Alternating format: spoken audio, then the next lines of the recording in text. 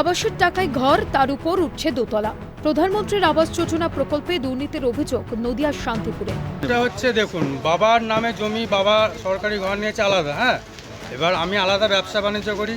এই যে ঘরটা হচ্ছে, এটা টোটালি আমি করছি, নিজের থেকেই করছি। হ্যাঁ, তো এর সঙ্গে সরকারি ঘরের সঙ্গে কোনো সম্পর্ক নেই। শান্তিপুর পৌরসভার 18 নম্বর ওয়ার্ডের বাসিন্দা খোকন সরকারের নামে ছিল আবাসের ঘর। দিয়ে আমার বিয়ের আগে এই ঘরটা নেওয়া হয়েছে আবাস যোজনায়। এবার সেই ঘরের উপর নিজের টাকায় ঘর বানাচ্ছেন ছেলে সুব্রত সরকার। এমনকি এজন্য দিচ্ছেন পাল্টা যুক্তিও।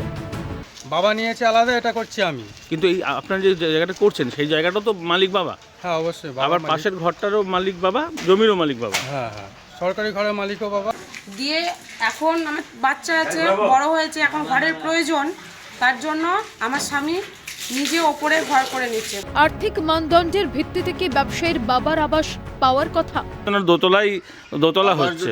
ঘর যদি সে দীর্ঘ 5-7 বছর আগে পেয়ে থাকে, বর্তমানে যদি তার আর্থিক সঙ্গতি হয়, সে উপরে যদি করে নেয়, সেটা আইনবিদ্ধ কিনা সেটা আমি সঠিকভাবে বলতে পারবো না।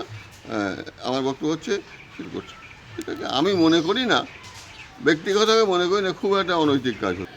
সরকারের নামে মানে সার্কাস চলছে এখানে, সরকার চলছে না। আমরা পুলিশ প্রশাসনের ওপরে সর্বস্তরে আমরা দাবি জানিয়েছি যে নিরপেক্ষ তদন্ত করে প্রকৃতার্থী যার পাওয়ার কথা তিনি পান। যার একতলা, দোতলা, তিনতলা বাড়ি আছে, তৃণমূল কংগ্রেসের তিনি যত বড় নেতা হন না কেন, তার ঘর পাওয়ার অধিকার নেই। এর বিরুদ্ধে মানুষ কখনো মুর্শিদাবাদ তো কখনো নদিয়া, কোথাও রেশন ডিলার পাচ্ছেন ঘর, আবার কোথাও আবাসের ঘরে হোমস্টে।